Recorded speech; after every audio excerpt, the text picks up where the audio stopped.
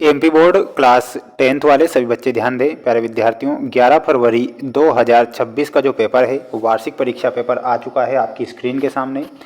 प्यारे विद्यार्थियों, जो क्वेश्चन पेपर मैं आपको बता रहा हूँ ये 100% ऐसा क्वेश्चन पेपर है जो आपकी परीक्षा में यहाँ से प्रश्न बनेंगे। क्योंकि आप सभी बच्चे कमेंट कर रहे थे कि सर आपने अभी तक हमें नोट्स उपलब्ध नहीं कराए हैं। तो प्यारे विद्यार्थियों, ये नोट्स आ चुके हैं आपकी वार्षिक परीक्षा के लिए। सबसे पहला पेपर आपका हिंदी विषय का पेपर होगा, वो 11 फरवरी को पेपर होगा।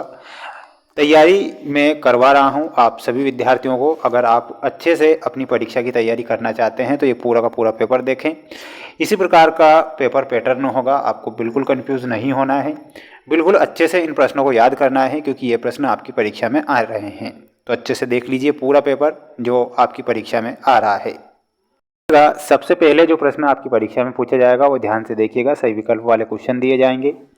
पहला प्रश्न काफ़ी महत्वपूर्ण है और 100% प्यारे विद्यार्थियों ये प्रश्न परीक्षा में आएगा और आपसे पूछा जाएगा कि सूरसागर के रचनाकार कौन है। प्यारे विद्यार्थियों, सूरसागर के जो रचनाकार हैं वो सूरदास हैं। तो यहाँ पर आपको सूरदास करेक्ट उत्तर के रूप में याद रखना है। Surdas will be correct answer. प्यारे विद्यार्थियों, हमारी ये मेहनत आपको अच्छी लगती है तो आप वीडियो को लाइक कर चैनल को जरूर सब्सक्राइब करें। वार्षिक परीक्षा की तैयारी मैं करवा रहा हूँ जिसमें आपको 100% वो प्रश्न बताए जा रहे हैं जो परीक्षा में बनते हैं, इसलिए आप इन प्रश्नों को जरूर याद कीजिए। 100% ये परीक्षा में बनेंगे।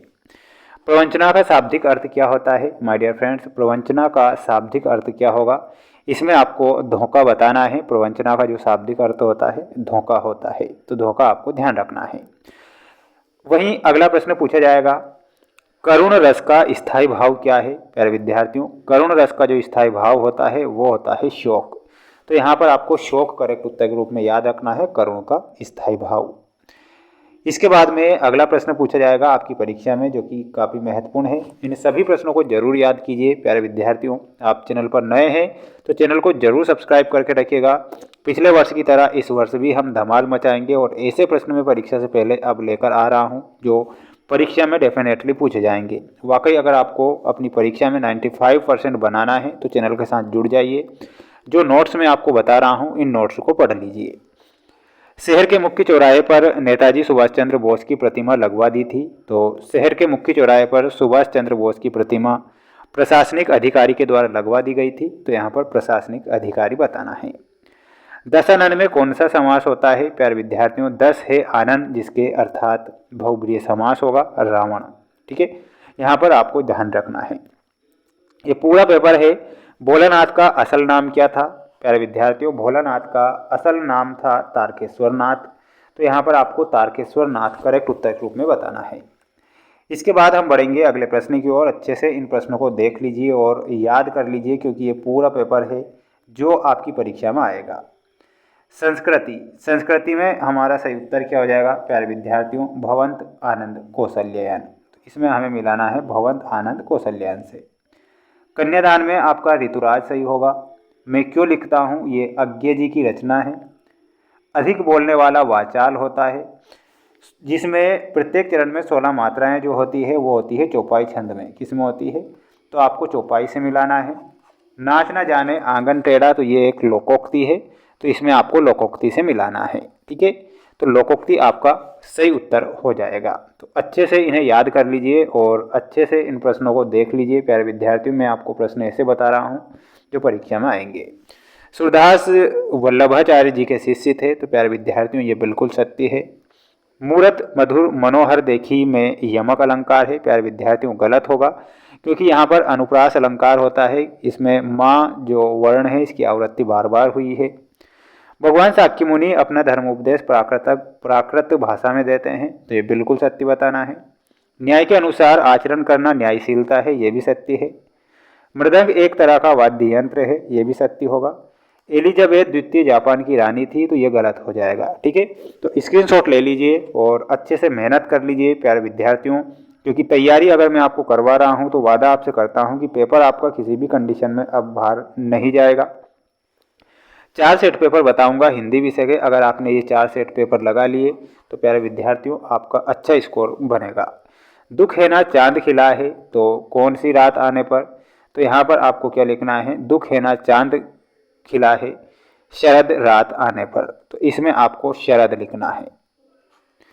लेखक स्वयं प्रकाश जी का जन्म कहाँ पर होता है? तो लेखक स्वयं प्रकाश का जो जन्म हुआ था वो होता है इंदौर शहर में।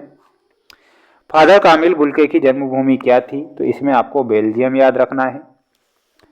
लेखिका मन्नू भंडारी का जन्म कहाँ पर होता है? तो इनका जो जन्म हुआ था वो हुआ था भानपुरा में, तो यहाँ पर आपको भानपुरा लिखना है। 16 छतों वाला घर किसकी रचना है? तो ये शिवपूजन सहाय की रचना है। समास के 6 प्रकार होते हैं। सोरठा छंद में कितनी मात्राएं होती है? तो इसमें आपको लिखना है 4 चरण होते हैं, यानी कि 4 चरण करेक्ट करना है। इसके बाद बढ़ेंगे अगले प्रश्न की ओर। प्यारे विद्यार्थियों, अगला प्रश्न ये रहा आपकी स्क्रीन के सामने। पूरा पेपर देख लेना है और अच्छे से मेहनत कर लेना है।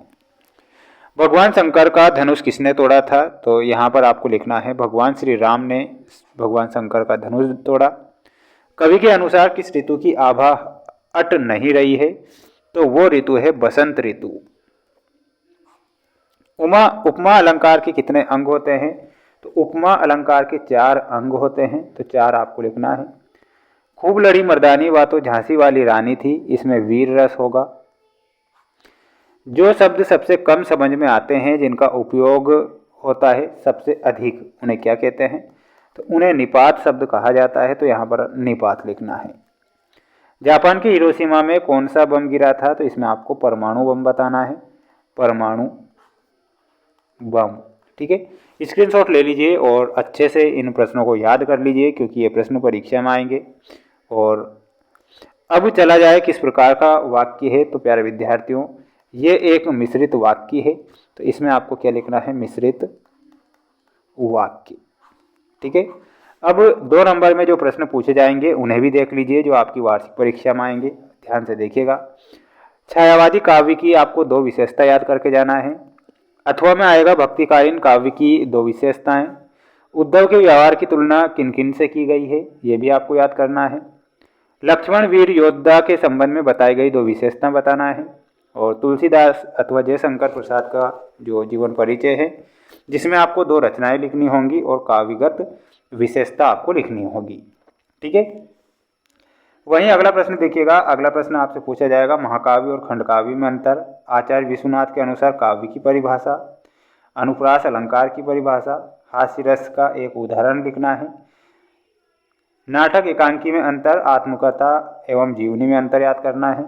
नेताजी सुभाष चंद्र बोस की प्रतिमा को देखकर लेखक के मन में कौन सी कमी खटकती है? तो ये पूरा का पूरा पेपर है जो आपकी स्क्रीन के सामने देख पा रहे हैं। प्यारे विद्यार्थियों, प्यारे साथियों, चैनल पर नए हैं तो चैनल को जरूर सब्सक्राइब करके रखिएगा, क्योंकि पेपर अगर मैं बता रहा हूँ तो 100% प्यारे विद्यार्थियों ऐसे प्रश्न पत्र बता रहा हूँ जो कि आपकी परीक्षा में आएंगे। और 4 सेट पेपर अगर आपने लगा लिए तो 95% बनाने से दुनिया की कोई ताकत आपको नहीं रोक सकती है।